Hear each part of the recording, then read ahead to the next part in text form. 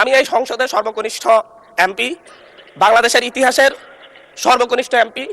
আমি এখানে দাঁড়িয়ে আপনারা যে জেনজির কথা বলেন, সেই জেনজির প্রতিনিধি হয়ে আমি সংসদে কথা বলতে আসছি। আপনি যদি বলেন যে জেনজিরা কি চাই, আমি বলছি জেনজিরা ৭২-এর সংবিধান আর চাই না। আপনি যদি বলেন জেনজিরা কি চাই, আমি বলতে এসেছি জেনজিরা এটাই চাই, স্বাধীনতার ৩০ বছর পরে জন্ম নিয়ে আমার মতো যারা সন্তানরা রয়েছে তারা কেন ভোটাধিকার পাই নাই তার জবাব চাই। আমরা তো স্বাধীন বাংলাদেশে জন্ম নিয়েছি মাননীয় স্পিকার। আমাদের কি ভুল ছিল? আমরা তো নতুন মানচিত্র পেয়েছি, আমরা তো নতুন পতাকা পেয়েছি, আমরা নতুন সীমানা পেয়েছি।